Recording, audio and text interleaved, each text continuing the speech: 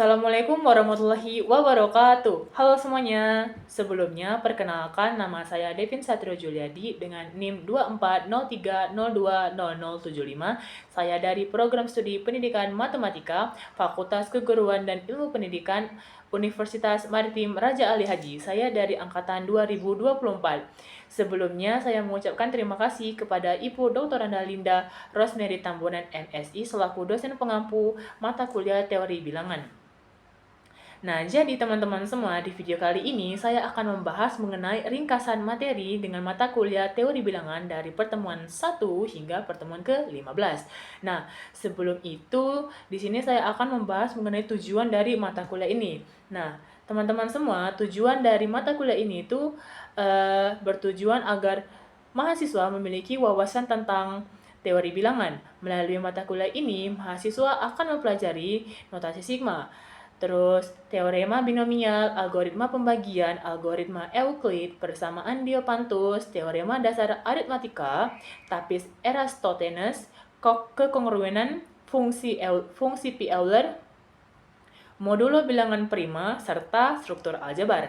Nah, dari materi-materi yang saya sebutkan tadi itu sebenarnya semua sangat menarik karena semua materi tersebut itu membahas dasar-dasar angka, pola bilangan, hingga konsep-konsep penting yang menjadi pondasi dalam matematika lebih lanjut. Nah, di video ini saya akan mencoba menyajikan ringkasan di setiap pertemuan dengan cara yang lebih mudah dan lebih dipahami dan juga praktis lah gitu bahasanya. Jadi, mungkin teman-teman bisa menjadi referensi belajar cepat atau sebagai pengingat materi sebelum ujian. Nah, untuk tidak memperpanjang waktu, teman-teman boleh simak video berikut ini. Nah, materi pertama yaitu induksi matematika. Sebelumnya kita harus tahu dulu tujuan dari pembelajaran ini, yaitu yang pertama menjelaskan konsep dasar induksi matematika. Lalu yang kedua membuktikan pernyataan matematis menggunakan metode induksi sederhana dan juga kuat. Nah, kita masuk ke materinya yaitu induksi matematika. Nah, jadi apa sih pengertian dari induksi matematika? Induksi matematika merupakan metode pembuktian tidak langsung untuk semua pernyataan pada bilangan asli. Nah, jadi induksi matematika itu salah satu metode pembuktian yang digunakan untuk menunjukkan bahwa suatu pernyataan itu benar untuk seluruh bilangan asli. Nah, jadi metode induksi ini sangat penting dalam banyak cabang matematika seperti teori bilangan, aljabar, lalu analisis, serta berbagai algoritma dalam ilmu komputer. Nah, langkah-langkah dalam induksi matematika itu yang pertama kita harus buktikan bahwa N sama dengan 1 itu adalah benar. Lalu yang kedua, buktikan bahwa N sama dengan K itu adalah benar juga. Lalu yang ketiga, itu disuruh buktikan bahwa N sama dengan K plus 1 adalah benar. Kita masuk ke contoh. Contoh, buktikan bahwa 1 ditambah 2 ditambah 3 ditambah titik-titik ditambah sampai ke N sama dengan N dikali N plus 1 per 2 untuk semua bilangan asli N. Nah, yang pertama yang harus kita lakukan itu adalah kita harus asumsikan bahwa N sama dengan 1 adalah benar. Nah, jadi asumsikan N sama dengan 1 itu merupakan langkah dari basis induksi. Kita harus ganti nilai N tersebut itu menjadi 1. Jadi, dari pernyataan tadi, itu kan N sama dengan N dikali N ditambah 1 per 2. Lalu, N-nya diganti menjadi 1, jadi 1 sama dengan 1 dikali 1 tambah 1 per 2, maka hasilnya itu adalah 1 sama dengan 1. Nah, berarti pernyataan tersebut benar bukan? Nah, kita lanjut ke yang kedua, langkah induksi. Nah, di situ kita disuruh asumsikan bahwasanya N sama dengan K itu adalah benar. Kita tinggal ganti nilai N-nya menjadi K. Menjadi seperti ini. Lalu langkah yang ketiga, kita disuruh asumsikan N sama dengan K plus 1 itu adalah benar. Berarti nilai N tadi, nilai K tadi itu kita ganti menjadi K plus 1. Kan tadi kan udah diasumsikan N sama dengan K. Lalu yang ketiganya ini adalah N sama dengan K plus 1. Lanjut, kita asumsikan bahwasanya 1 ditambah 2 ditambah 3 ditambah titik-titik ditambah K plus 1 itu sama dengan K plus 1 dikali K plus 1 plus 1 per 2. Nah, kita asumsikan bahwasanya tadi kan sebelumnya kan di atasnya tuh di langkah induksi yang misalkan bahwa n sama dengan k itu kan 1 ditambah 2 ditambah 3 sampai titik-titik ditambah k itu kan sama dengan k dikali k plus 1 per 2. Nah, jadi nilai yang 1 plus 2 plus 3 plus titik plus k plus 1 itu kita ganti menjadi k dikali k plus 1 per 2. Nah, kita ganti lalu kita operasikan menjadi yang di sini nih kan ada nih k dikali k plus 1 per 2 ditambah k plus 1. Nah, itu kita samakan penyebutnya, maka setelah dioperasikan dapatlah hasilnya k kuadrat ditambah k ditambah 2 ditambah 2 per 2 sama dengan k ditambah 1 dikali k plus 2 per 2. Setelah dioperasikan ternyata pernyataan ini benar, maka dapat kita tarik kesimpulannya bahwasanya dari langkah 1 dan langkah 2 dibuktikan bahwa 1 plus 2 plus 3 plus titik plus n itu sama dengan n dikali n plus 1 per 2 itu adalah benar, maka pernyataannya itu merupakan benar. Nah, lanjut ke materi yang kedua, yaitu teori binomial. Nah, tujuan dari materi ini adalah untuk memahami, jadi teman-teman semua dapat memahami dan menerapkan teorema binomial dalam ekspansi bentuk A plus B pangkat N. Lalu yang kedua, dapat menggunakan koefisien binomial dalam pemecahan masalah kombinatorial. Kita langsung masuk saja ke materinya, yang dimana teorema binomial itu dirumuskan sebagai berikut.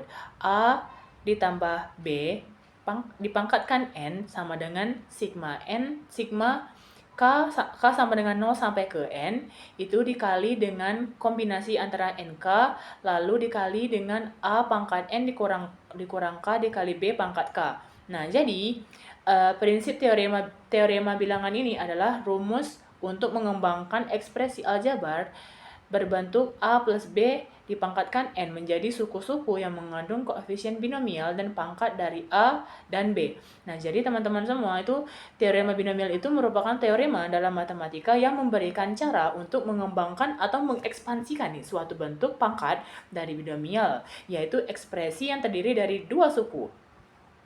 Seperti A plus B dipangkatkan N. Nah, jadi mengembangkan pangkat besar itu secara manual tentu sangat melelahkan, tetapi dengan menggunakan teorema binomial itu kita bisa menentukan setiap suku hasil ekspansi tersebut hanya dengan menggunakan kombinasi atau koefisien binomial. Nah, kita langsung masuk saja ke contoh soalnya, yaitu hitung X plus 2 dipangkatkan N dengan menggunakan teorema binomial.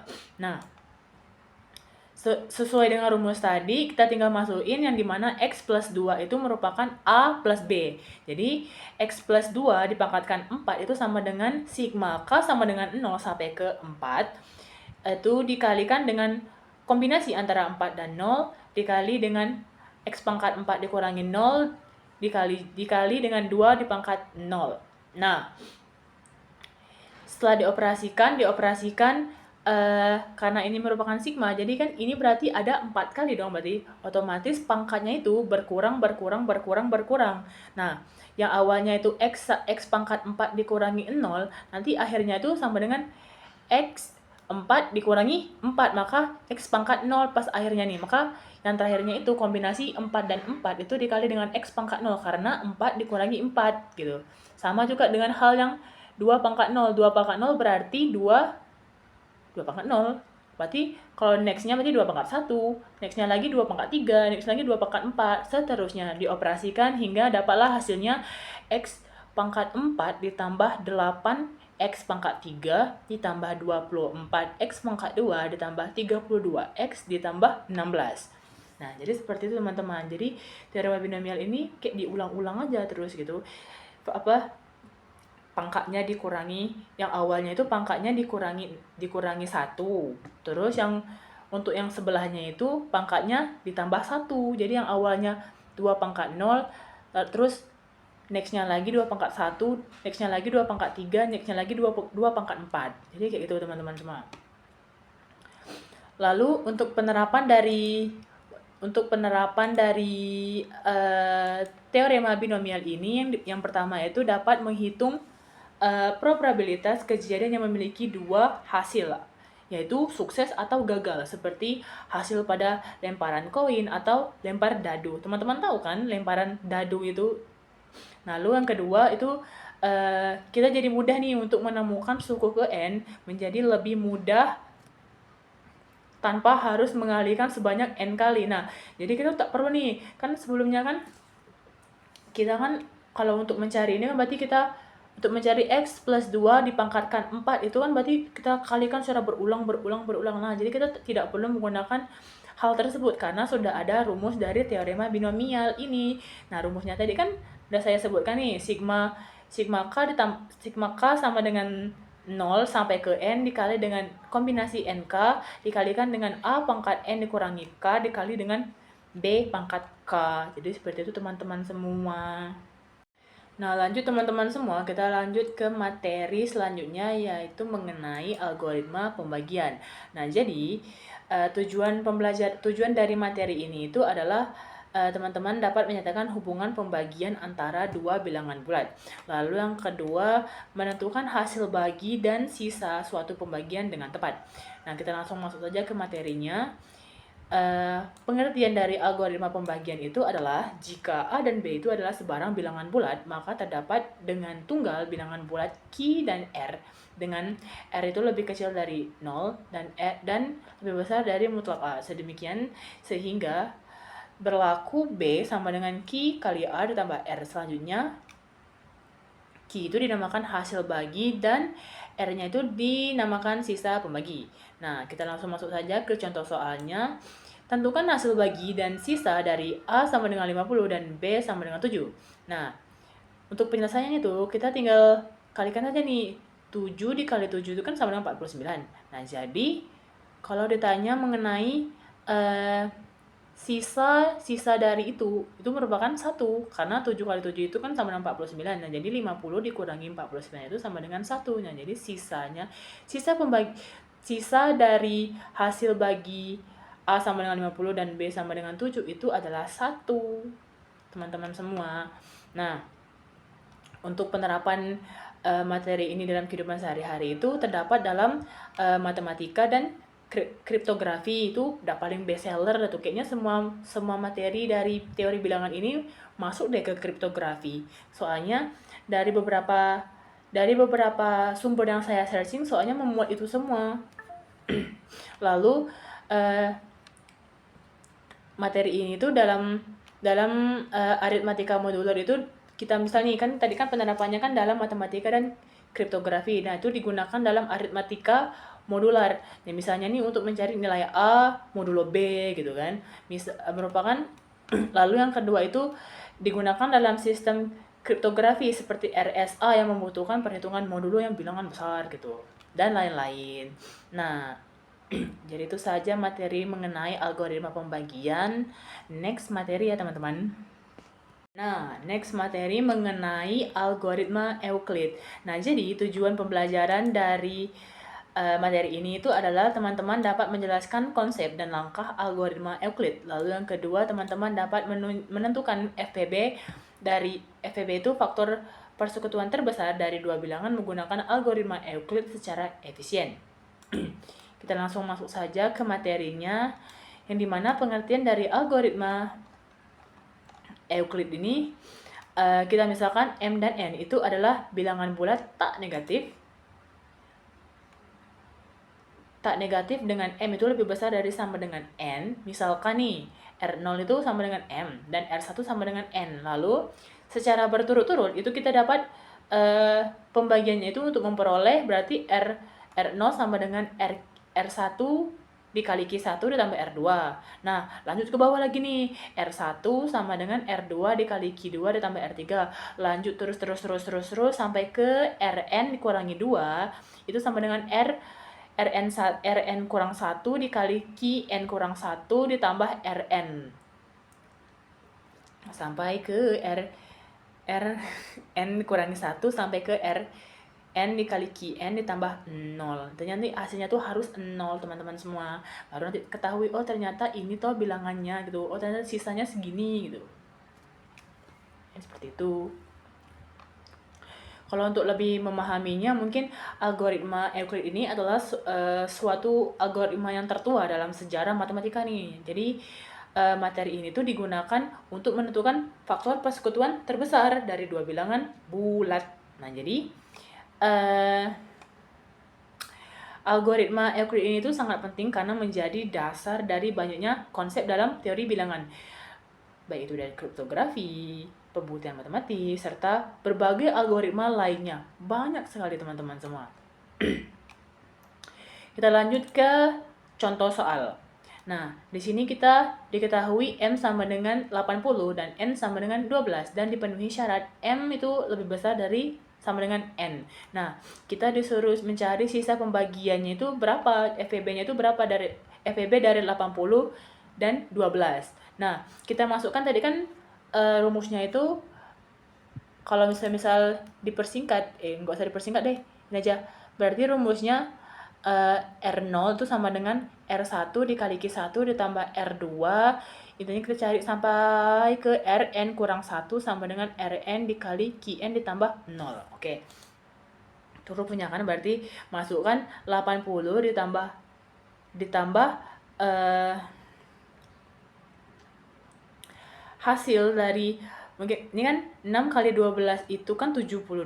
Nah, 72 ditambah 8 itu kan sama dengan 60. Nah, jadi kita tinggal operasikan lagi ke bawah menjadi 12 sama dengan 1 dikali 8 ditambah 4. Lalu 8-nya ini kita operasikan lagi ke bawah menjadi 8 sama dengan 2 dikali 4 tambah 0. Nah, karena sudah berakhir dengan 0, maka sisa pembagian terakhirnya itu adalah 4. Maka FPB dari 80 dan 12 itu adalah 4.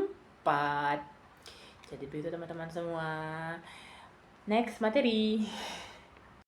Nah, kita lanjut ke materi selanjutnya mengenai persamaan Diopantus. Nah, jadi tujuan pembelajaran dari materi ini itu teman-teman dapat memahami konsep persamaan Diopantus. Teman-teman dapat memahami konsep persamaan Diopantin linear. Lalu yang kedua itu teman-teman dapat menyelesaikan persamaan bentuk AX ditambah BY sama dengan C menggunakan metode yang sesuai. Nah, kita langsung masuk saja ke materinya, yaitu pengertian dari persamaan Diopantus. Nah, jadi persamaan Diopantus ini merupakan persamaan matematika yang solusinya itu dibatasi hanya pada bilangan bulat saja. Nah, kalau mengenai sejarah nih, jadi nama ini tuh berasal dari matematikawan Yunani yang bernama Diopantus of Alexandria. Nah, jadi bentuk umum dari persamaan Diopantus ini adalah AX ditambah BY sama dengan C, dengan A, B, dan C itu merupakan bilangan bulat. Nah, jadi persamaan Diopantin ini merupakan persamaan suku banyak atas bilangan bulat Z dan N variabel dengan solusi bulat ditulis sebagai berikut. Teman-teman dapat melihat di layar F dikali X1, X2, X3, X4 sampai ke Xn itu sama dengan 0. Dengan F adalah suatu fungsi N variabel dengan N lebih besar dari sama dengan 2.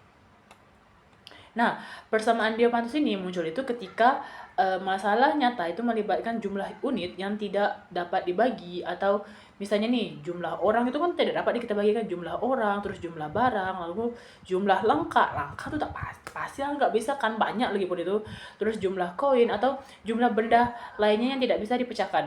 Oleh karena itu teman-teman semua, persamaan jenis ini tuh sangat penting dalam teori bilangan. Terus juga dalam kriptografi. Nah, kriptografi ini sangat best seller teman-teman dalam teori bilangan ini, karena kayak semua itu penerapannya pasti menggunakan kriptografi. Nah, lanjut ya, kita ke materi lagi. Oleh karena itu persamaan jenis ini tuh sangat penting dalam teori bilangan, kriptografi, lalu ekonomi diskrit, teori kode, serta optimasi integer.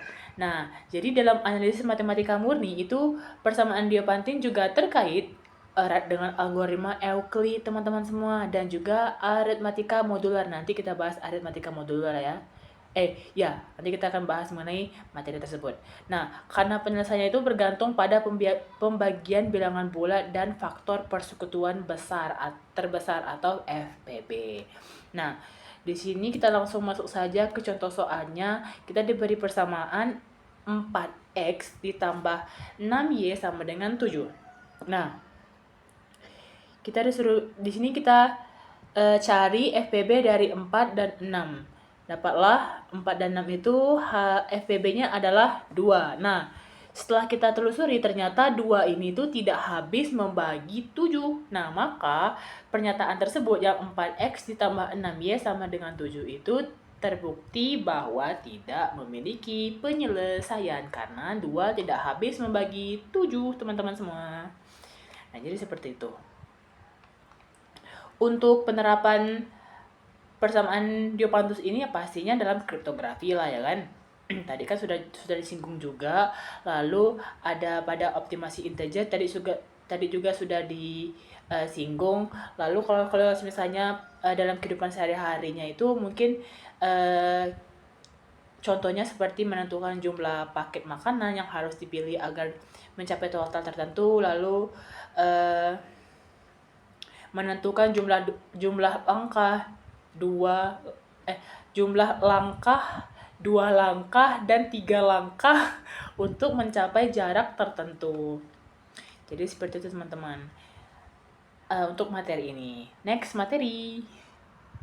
Nah, teman-teman semua, kita lanjut lagi materi mengenai teorema dasar aritmatika. Nah, tujuan pembelajaran dari materi ini itu teman-teman dapat menjelaskan bahwa setiap bilangan bulat yang lebih dari 1 itu dapat difaktorkan secara unik. Ya. Lalu yang kedua itu teman-teman dapat menggunakan faktorisasi prima dalam pemecahan masalah aritmatika.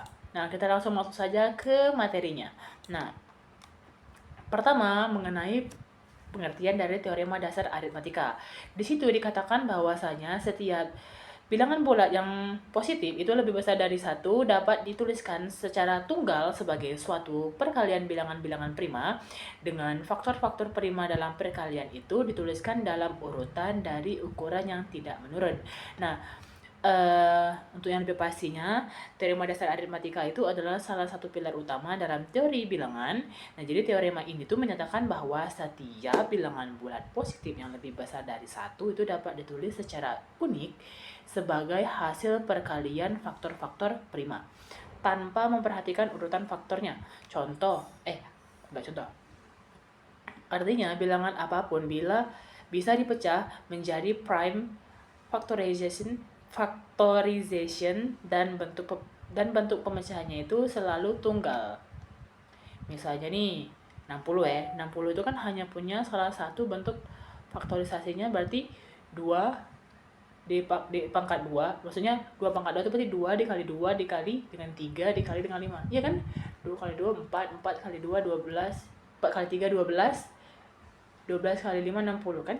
Sama kan itu? Berarti jadi seperti itu. Kalau untuk penerapan dari teorema dasar aritmatika itu yang pertama digunakan untuk mencari FPB dan juga KPK. Lalu yang kedua kriptografi modern. Lalu yang ketiga itu dapat digunakan untuk mencari pemeriksaan keunikan solusi. Lalu yang keempat juga dapat digunakan untuk analisis bilangan atau divisibility. Nah, untuk contoh soalnya di sini kita disuruh cari faktorisasi prima dari 240. Nah, kalau berarti kan ini otomatis kalau misalnya 240 itu kan dapat kita pecah kan. Nah, 15 dikali 16 itu merupakan perkalian yang menghasilkan 240.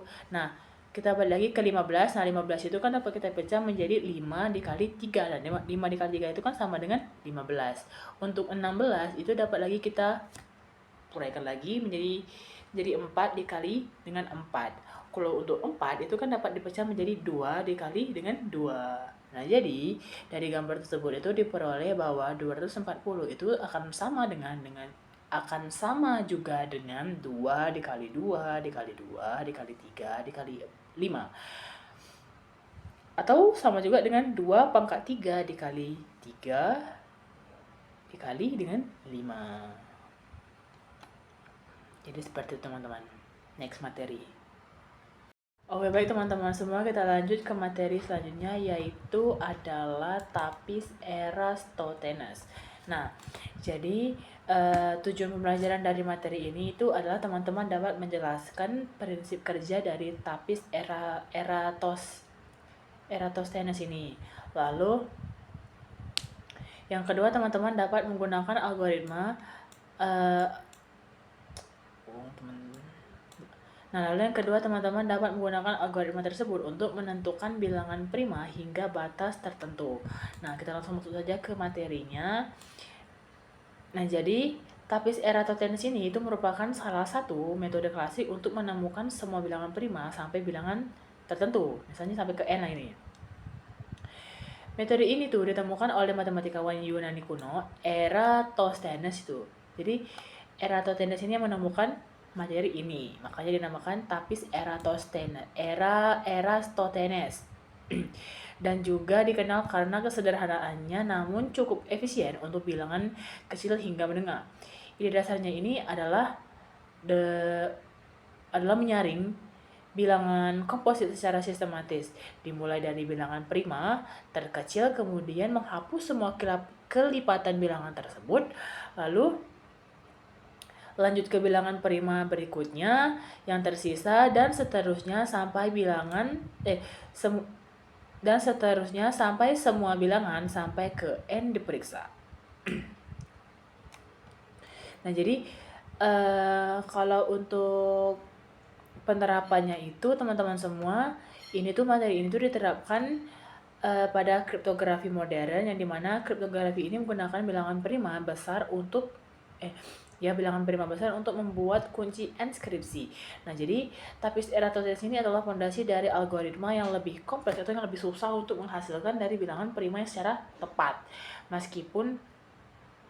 Meskipun kriptografi modern memakai versi yang lebih canggih, konsep dasarnya itu tetap berakar dari metode tapis Eratosthenes. Lalu yang kedua itu mungkin dalam pengajaran dan pendidikan matematika, karena tapis Eratosthenes ini kalau siswanya kita kurang dalam menggunakan alat visual, mungkin siswa-siswanya itu mungkin pada bingung nih, ini apa yang dicari bapak gitu kan. Jadi mungkin dengan menggunakan atau kayak tabel gitu kan, oh ternyata ini loh yang dilakukan, oh langkah-langkahnya seperti ini. Nah, makanya itu jadi penerapannya itu mungkin dalam pengajaran dan pendidikan matematika dengan menggunakan alat yang visual, jadi siswa itu mudah untuk memahami materi tersebut. Lalu kita masuk saja ke contoh soalnya. Di sini di situ perintahnya itu gunakan tapis Eratosthenes untuk mencari bilangan prima yang kurang dari 100. Wow, banyak kan? Nah, tak mungkin nih kalau misalnya siswa nih menulis 1, 2, 3, 4, 5 menyamping kan? Menyamping tuh sampai 100. Pusing lah nanti siswanya. Jadi makanya digunakan tabel untuk lebih mempermudah.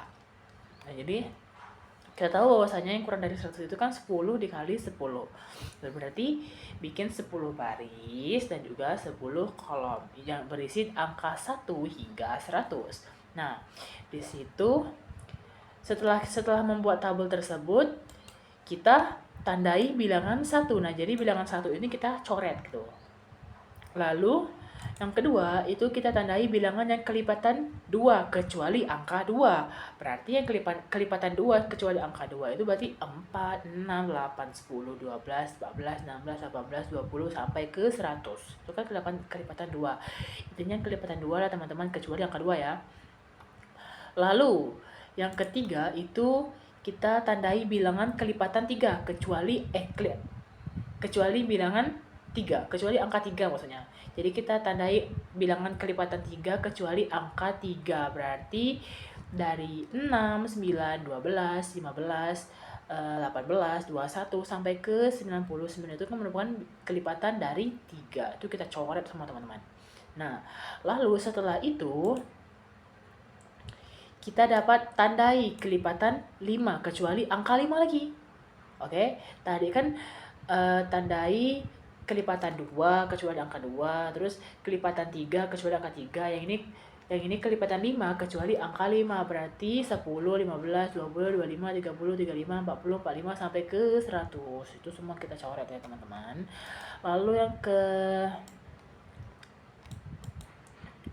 Lalu yang keenam itu kita tandai bilangan kelipatan 7 kecuali angka 7. Masih dengan yang sama, kita cari berarti 7, 14, 21, 28, 35, 49 sampai seterusnya. Itu kita coret. Lalu setelah semua, kenapa? Nah, 7 kan udah dapet nih, udah dicoret nih. Terus kenapa 11 nggak ikut gitu? Karena kan 11 kan juga bilangan prima. Yang kita ketahui nih. Karena 11 itu kan kalau misalnya kita kalikan nih, 11 dikali 11 itu kan 121. Sedangkan 121 itu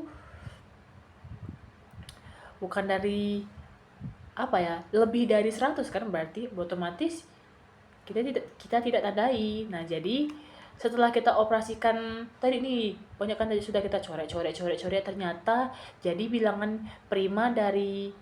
prima yang kurang dari 100 itu ternyata ada 2, 3, 5, 7, 11, 13, 17, 19, 23 sampai ke 97. Itu merupakan bilangan prima yang kurang dari 100, teman-teman semua.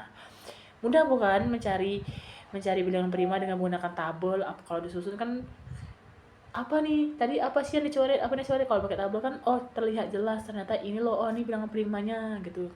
Ternyata angka-angka ini merupakan bilangan prima yang kurang dari 100 gitu, teman-teman semua. Oke, kita next materi. Oke, teman-teman semua, kita lanjut materi kekongruenan. Nah, jadi tujuan pembelajaran dari materi ini itu teman-teman dapat menjelaskan konsep kekongruenan dalam aritmatika modulo.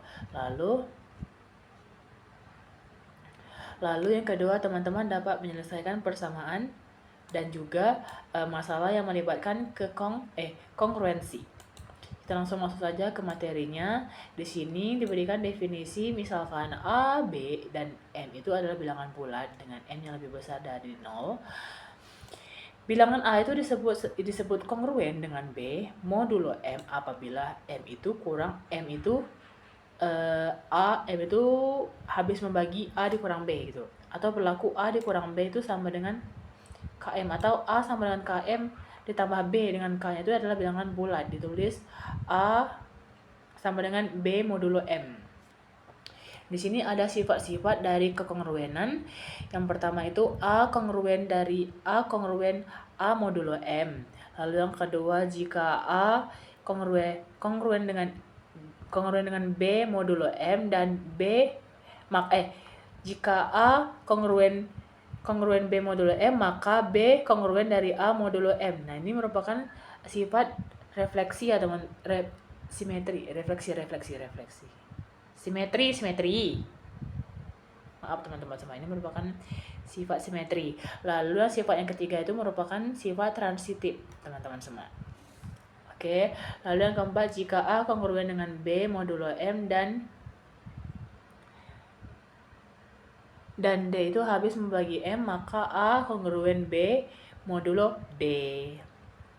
Lalu kita masuk ke sifat yang kedua, itu jika A kongruen dengan B modulo M dan C kongruen D modulo M, maka berarti kita dapat menjumlahkan A ditambah C kongruen dengan B ditambah D modulo M. Itu sifat yang kedua, tapi terbagi menjadi dua gitu, teman-teman. Lalu ada juga yang bagian B, A kali C itu kongruen dengan B kali D modulo M.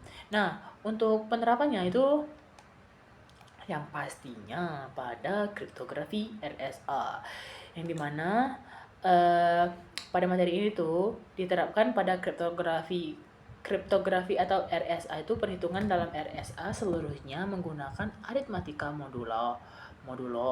Misalnya menghitung A pangkat B modulo N untuk bilangan yang sangat besar. Lalu yang kedua itu penerapannya pada pola bilangan, menentukan pola bilangan.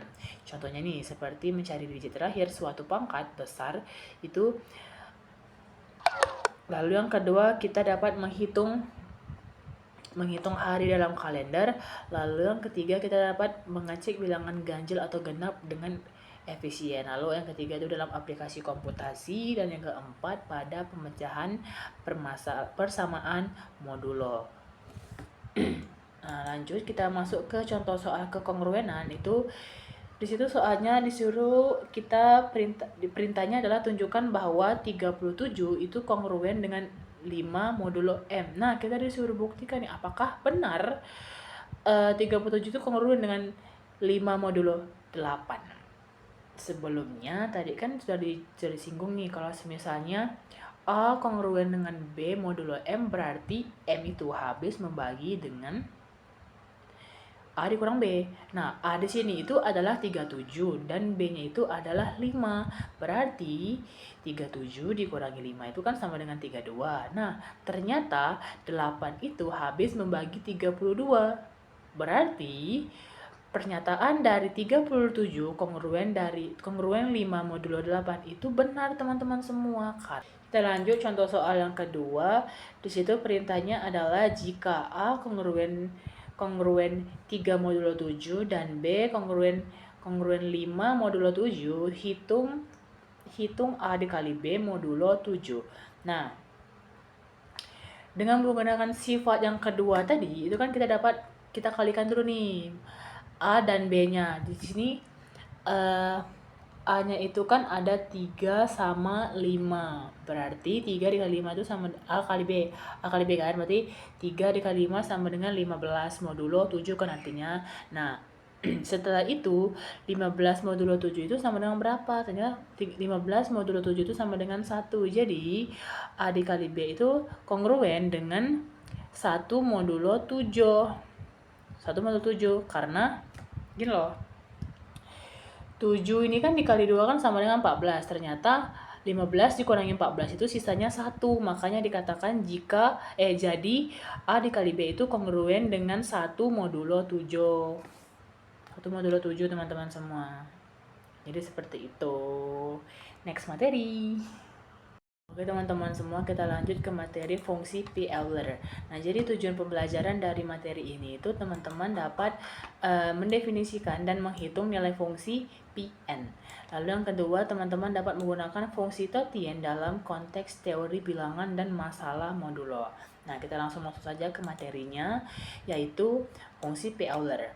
Nah, jadi di sini yang pertama itu pi untuk bilangan prima. Nah, jadi di sini ada rumus jika P-nya itu jika P-nya itu adalah bilangan prima, maka kita dapat menyelesaikan persoalan tersebut dengan menggunakan rumus P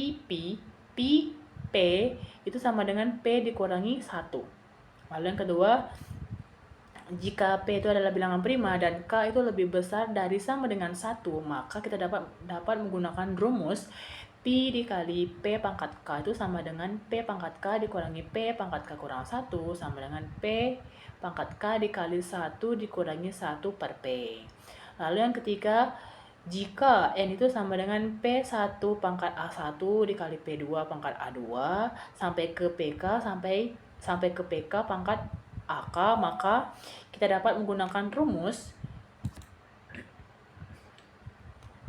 Pn itu sama dengan N dikali 1 dikurangi 1 per P1 dikali 1 dikurangi 1 per P2 sampai ke 1 dikurangi 1 per PK.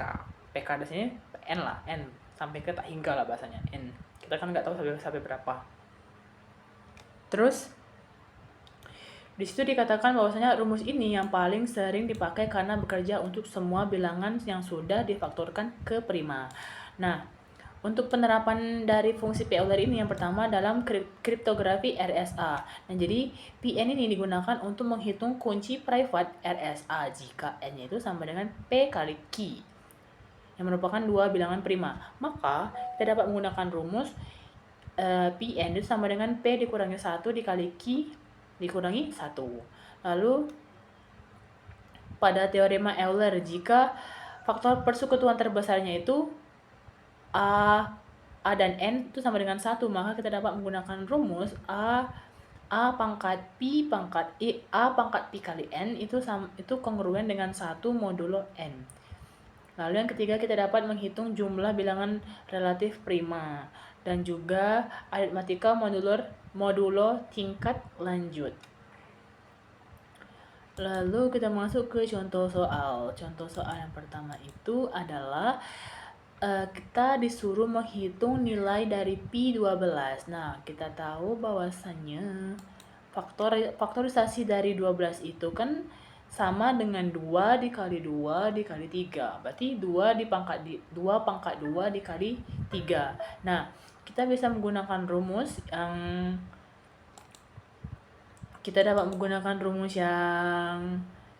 ini teman-teman semua. Pi 12 itu sama dengan 12 dikali 1 dikurangi 1 per 2 dikali 1 dikurangi 1 per 3. Dioperasikan, maka setelah dioperasikan dapatlah hasilnya tuh sama dengan 4. Ternyata hasil dari Pi 12 itu sama dengan 4 teman-teman semua. Nah, jadi bilangan yang FEB-nya itu 1 dengan 12 itu berarti 1, 5, 7, 11. Nah, benar. Jadi FEB-nya itu ada 4. Itu teman-teman semua. Lalu contoh soal yang kedua, kita disuruh menghitung nilai Pi 45. Nah, kita cari dulu faktorisasi dari 45 itu kan sama dengan 45 itu sama dengan 3 dikali 3 dikali 5 teman-teman semua. Nah, kita masukin ke rumus.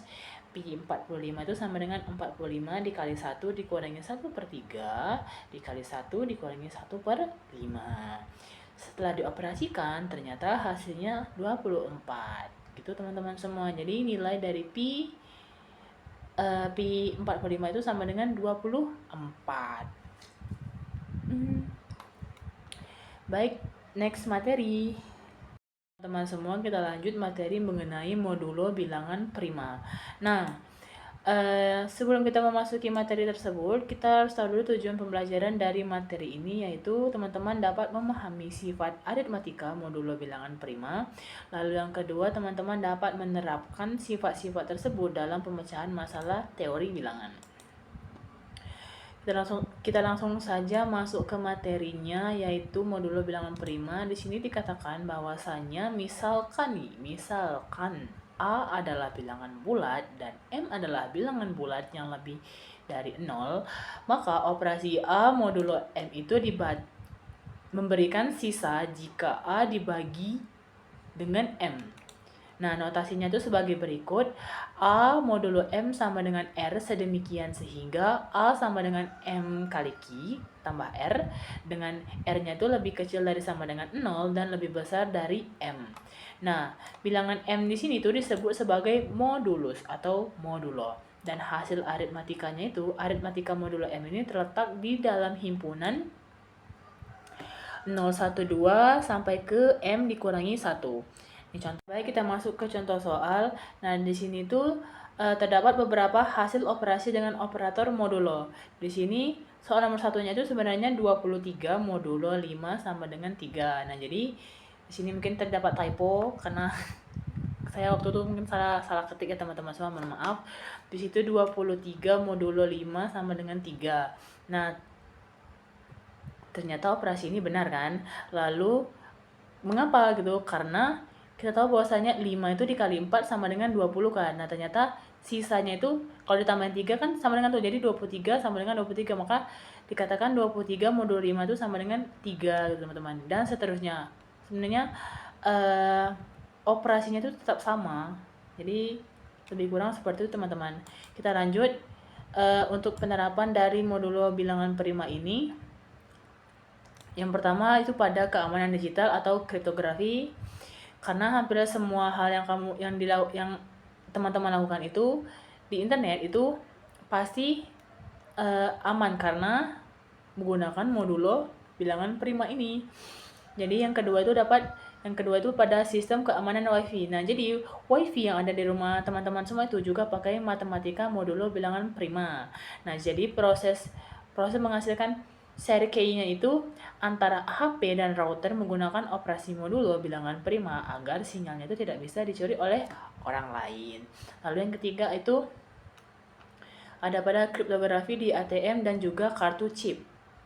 Nah, jadi kartu ATM yang berbasis chip EMV ini itu menggunakan matematika modulo bilangan prima. Supaya apa? Supaya waktu autentikasi, verifikasi PIN, inskripsi transaksi itu biar kalau misalnya teman-teman itu tarik duit, datanya itu aman dan tidak bisa diduplikasi. Jadi itu teman-teman penerapan dari materi teorema dasar aritmatika ini, teman-teman. Lalu untuk sifat-sifat dari modulo bukan penerapan dari teorema dasar, ternyata penerapan dari modulo bilangan prima. Lalu kita masuk ke sifat-sifat modulo bilangan prima.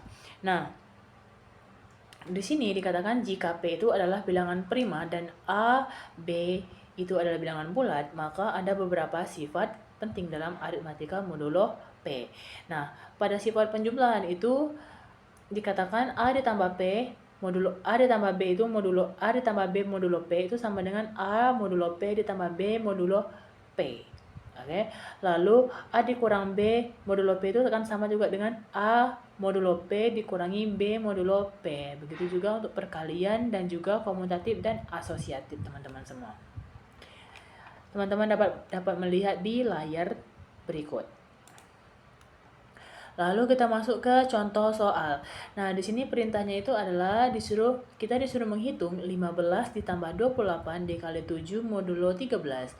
Nah, dengan operasi kita operasikan dulu nih, kita selesaikan dulu permasalahan berikut.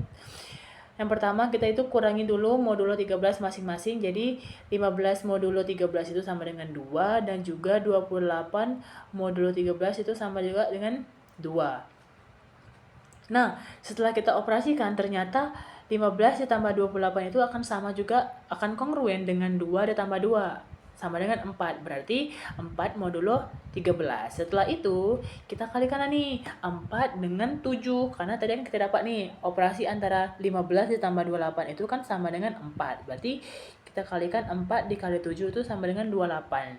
Nah, 28 itu akan kongruen dengan 2 modulo 13. Nah, jadi hasil dari perhitungan modulo tersebut itu adalah 2. Karena hasilnya 2, teman-teman semua. Next materi. Ini adalah materi terakhir, teman-teman semua, mengenai struktur aljabar. Nah, kita masuk ke tujuan pembelajarannya. Jadi teman-teman, sebelum kita memasuki materi ini, teman-teman harus tahu dulu tujuan pembelajaran dari materi ini, yang dimana tujuan pembelajarannya itu diharapkan teman-teman dapat menjelaskan konsep dasar struktur aljabar seperti grup, ring, dan file. Nah, tapi di sini saya hanya membahas mengenai grup saja karena untuk mempersingkat waktu.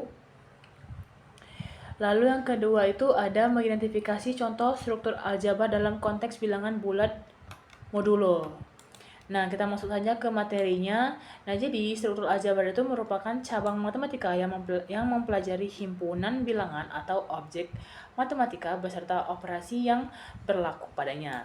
Tujuannya itu adalah untuk memahami pola, sifat, dan hubungan yang muncul dari operasi-operasi tertentu. Nah, jadi struktur aljabar itu mencakup konsep-konsep dasar seperti grup, cincin, field, terus ada monoid. Jadi konsep-konsep itu digunakan untuk menyederhanakan masalah matematika dan membangun dasar teori lanjutan. Kita langsung masuk saja ke materinya. Ini grup.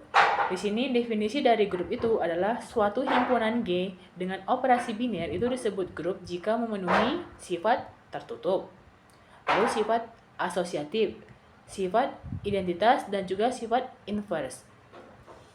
Nah, jadi kalau mengenai sifat tertutup ini, jadi kalau misalnya dalam operasi perkalian nih, kita operasi misal di 012, kita misalkan aja ya, misalkan 012 nih anggotanya.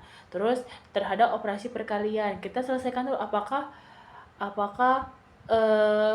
setelah kita operasikan dari anggota, jadi elemen tadi tuh yang anggotanya 0, 1, 2 itu apakah masih kalau setelah kita operasikan apakah masih berada di 0, 1, 2 atau tidak. Kalau misalnya ada anggota lain nih, misal setelah kita kalikan 2 kali 2 itu kan sama dengan 4 nih, berarti 4 itu kan bukan merupakan anggota dari 0, 1, 2 tadi. Nah, jadi hal tersebut itu berarti soal tersebut tidak memenuhi sifat tertutup. Jadi seperti itu teman-teman. Nah, jadi suatu himpunan itu dikatakan grup jika memenuhi sifat tertutup, asosiatif, identitas, dan juga inverse. Nah, kalau misalnya nih dia tuh juga bersifat komutatif, maka itu dinamakan apa? Nah, jadi grup tersebut jikalau memenuhi sifat komutatif maka dikatakan sebagai grup abelian. Lalu kita masuk ke penerapannya. Nah, jadi penerapan dari struktur aljabar ini adalah pada kriptografi dan keamanan digital. Lalu kedua ada pada pemrograman dan juga algoritma. Lalu yang ketiga itu pada sistem penjadwalan atau kalender, teman-teman semua. Lalu kita masuk ke contoh soalnya. Di sini perintahnya itu adalah jika himpunan G itu adalah ada 0, 1, 2 dengan operasi penjumlahan. Di sini modulonya itu modulo 3, teman-teman ya. Tunjukkan apakah G itu merupakan grup. Nah, jadi sebelumnya di sini ada tabel Kelly untuk mempermudah teman-teman semua melihat. Tapi kalau misalnya mau penyelesaiannya kita lihat di slide selanjutnya. Nah, kita harus tahu dulu nih apakah elemen tersebut itu tertutup atau apakah grup yang disajikan tadi itu tertutup atau tidak. Ternyata setelah dioperasikan, kalau ini misalnya kita operasikan nih 0 tambah 0 itu kan 0 karena himpunan G tadi itu kan dengan operasi penjumlahan. Jadi 0 tambah 0 itu sama dengan 1, 0. 0 tambah 1 sama dengan 1, dan juga 0 tambah 2 sama dengan 2. 1 tambah 1 sama dengan 2. 1 tambah 1 sama dengan 2. 1 tambah 2 itu sama dengan 0. Karena kita pakai modulo ya teman-teman. Baik lagi ke awal. Lalu 2 tambah 2 itu sama dengan 1. Nah, jadi itu anggota semuanya itu merupakan anggota dari elemen G. Kita cek apakah dia asosiatif. Ternyata benar gitu. Ternyata dari elemen G tadi itu merupakan asosiatif. Lalu kita cari apakah apa dari identitas dari operasi tersebut gitu kan. Ternyata setelah kita cari-cari, identitasnya itu adalah 0, teman-teman. Lalu untuk inverse nya itu adalah untuk 0 itu sama dengan 0, untuk 1 itu inverse-nya adalah 2, dan untuk 2 inverse-nya itu adalah 1. Maka kesimpulannya itu himpunan G dengan operasi penjumlahan ini merupakan suatu grup dan juga grup abelian karena dia komutatif juga, teman-teman semua. Jadi seperti itu materi mengenai struktur aljabar ini. Nah, baik teman-teman semua, itu tadi ringkasan materi dari saya mengenai mata kuliah teori bilangan dari pertemuan 1 hingga pertemuan ke-15. Semoga materi yang saya sampaikan tadi itu bisa membuat teman-teman memahami konsep dasar dari teori bilangan dengan lebih mudah dan lebih terstruktur lagi. Nah, dari mulai konsep bilangan prima, pembagi, faktorisasi, terus juga teorema dasar aritmatika, hingga teorema-teorema penting lainnya, saya harap teman-teman dapat memahaminya gitu kan.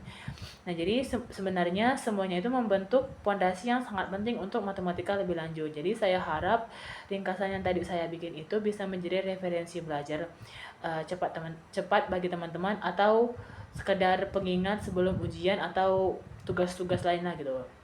Jadi sebelumnya ingat ya, belajar teori bilangan itu bukan hanya soal menghafal rumus, tapi juga memahami pola dan logika di balik angka-angka tersebut. Nah, jadi jika kita memahami pola ini tuh, maka kita bisa melihat matematika bukan hanya sebagai hal yang menakutkan, tetapi sebagai sesuatu yang menarik dan penuh tantangan yang menyenangkan.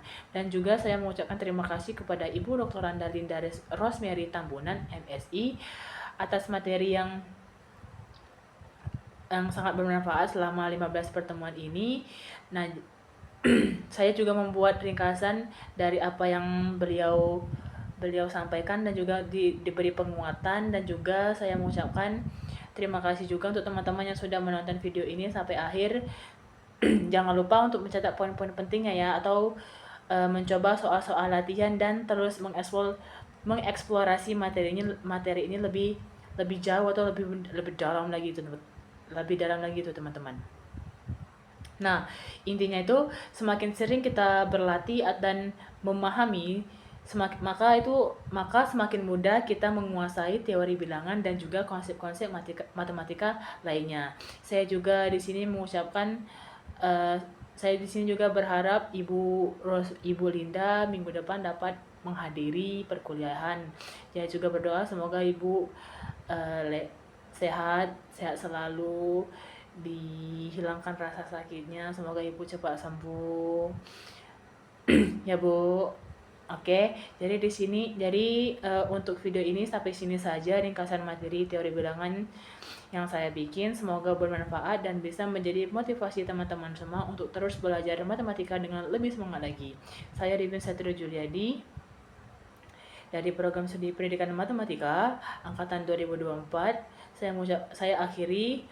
Wabillahi taufiq wal hidayah. Wassalamualaikum warahmatullahi wabarakatuh. Nah, baik teman-teman semua, itu tadi ringkasan materi dari saya mengenai mata kuliah teori bilangan dari pertemuan 1 hingga pertemuan ke-15. Semoga materi yang saya sampaikan tadi itu bisa membuat teman-teman memahami konsep dasar dari teori bilangan dengan lebih mudah dan lebih terstruktur lagi. Nah, dari mulai konsep bilangan prima, pembagi, faktorisasi, terus juga teorema dasar aritmatika, hingga teorema penting lainnya, saya harap teman-teman dapat memahaminya gitu kan. Nah, jadi sebenarnya semuanya itu membentuk fondasi yang sangat penting untuk matematika lebih lanjut. Jadi saya harap ringkasan yang tadi saya bikin itu bisa menjadi referensi belajar cepat bagi teman-teman, atau sekedar pengingat sebelum ujian atau tugas-tugas lainnya gitu. Jadi sebelumnya ingat ya, belajar teori bilangan itu bukan hanya soal menghafal rumus, tapi juga memahami pola dan logika di balik angka-angka tersebut. Nah, jadi jika kita memahami pola ini tuh, maka kita bisa melihat matematika bukan hanya sebagai hal yang menakutkan, tetapi sebagai sesuatu yang menarik dan penuh tantangan yang menyenangkan. Dan juga saya mengucapkan terima kasih kepada Ibu Dr. Randalinda Rosemary Tambunan, MSI, atas materi yang sangat bermanfaat selama 15 pertemuan ini. Nah, saya juga membuat ringkasan dari apa yang beliau sampaikan dan juga diberi penguatan, dan juga saya mengucapkan terima kasih juga untuk teman-teman yang sudah menonton video ini sampai akhir. Jangan lupa untuk mencatat poin-poin pentingnya ya, atau mencoba soal-soal latihan dan terus mengeksplorasi materi ini lebih jauh atau lebih dalam lagi itu teman-teman. Nah, intinya itu semakin sering kita berlatih dan memahami, maka semakin mudah kita menguasai teori bilangan dan juga konsep-konsep matematika lainnya. Saya juga di sini mengucapkan saya di sini juga berharap Ibu Linda minggu depan dapat menghadiri perkuliahan. Saya juga berdoa semoga Ibu sehat selalu, dihilangkan rasa sakitnya, semoga Ibu cepat sembuh. Ya Bu. Oke, jadi untuk video ini sampai sini saja ringkasan materi teori bilangan yang saya bikin. Semoga bermanfaat dan bisa menjadi motivasi teman-teman semua untuk terus belajar matematika dengan lebih semangat lagi. Saya Divin Satrio Juliadi dari Program Studi Pendidikan Matematika Angkatan 2024. Saya akhiri. Wabillahi taufiq wal hidayah. Wassalamualaikum warahmatullahi wabarakatuh.